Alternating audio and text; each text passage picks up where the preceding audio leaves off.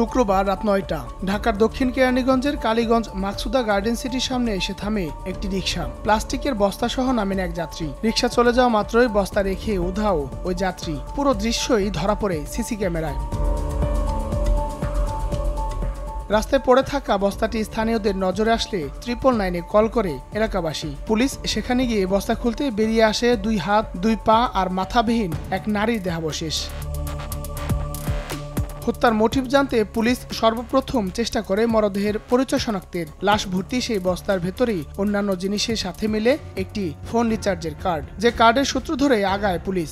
এক পর্যায়ে পরিচয় মেলে রিচার্জ হওয়া সেই ফোনের মালিকের। তার নাম বিথি। বের করা হয় তার স্বজনদের। তারা জানান বিথি আর তার ছেলে নিখোঁজ কদিন ধরেই। বিথির ফোনের কল রেকর্ড বের করে পুলিশ। দেখা যায় সবচেয়ে বেশি কথা হয়েছে মহিউদ্দিন হাওলাদার ওরফে শিমুল নামে এক ব্যক্তির সঙ্গে, যিনি বিথির সাবেক স্বামী। আটক করা হয় তাকে। এরপরেই বেরিয়ে আসে গা শিউরে ওঠার মতো ঘটনা।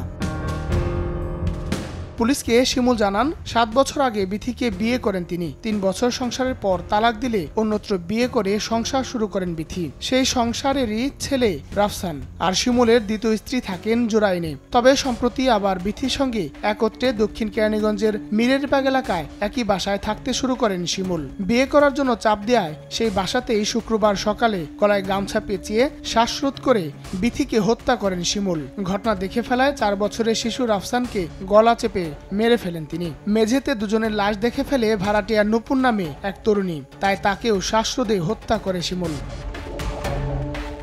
এরপর ঠান্ডা মাথায় সব আলামত নষ্ট করার জন্য বাথরুমে 3টি লাশই টুকরো করে বিভিন্ন জায়গায় ফেলে আসে শিমুল। একদম ঠান্ডা ব্রেনে সে হচ্ছে একটা একটা করে সে বাথরুমে নিয়ে উলঙ্গ করে বাথরুমে নিয়ে খণ্ড খণ্ড করে, যাতে করে তার ক্যারি করতে সহজ হয় এবং যাতে করে মানুষ এটা নিয়ে কোনো সন্দেহ পোষণ না করতে পারে। প্রথমে সে হচ্ছে গিয়ে রাফসান 4 বছরের যে বাচ্চা ছেলেটা, তাকে সে খণ্ডিত করে। আমরা 6টা টুকরার আমরা পেয়েছি। একইভাবে সে হচ্ছে গিয়ে বাসায় এসে বাকি যে বিথি এবং নুপুর 2টো ডেড বডি ছিল, সেই 2টো ডেড বডিকে সে ওইভাবে একইভাবে উলঙ্গ করে বাথরুমে নিয়ে সে হচ্ছে গিয়ে খণ্ডিত করে। পুলিশের কাছ থেকে তথ্য পেয়ে থানায় আসেন স্বজনরা। হতবাক স্বজনরা চান দৃষ্টান্তমূলক শাস্তি। কাজের টাকা অনেক জমে গেছে, হয়তো বা কাজের টাকা চাপ দিছে, এই জন্য আর কি ওরে হত্যা করছে। সবচেয়ে বড় শাস্তি যেটা, ওইটাই আমি দাবি করি ওর কাছে, আমি সরকারের কাছে প্লাস প্রশাসনের কাছে। আমার বোনকে, আমার বোনের বাচ্চাকে খুন করছে, টুকরা টুকরা করছে। ওই মেয়ে দেখানে ওই মেয়েকেও টুকরা টুকরা করছে। এই ঘটনায় নিহত বিথির বড় বোন বাদী হয়ে একটি হত্যা মামলা দায়ের করেছেন। হায়দার আলী, সময় সংবাদ, ঢাকা।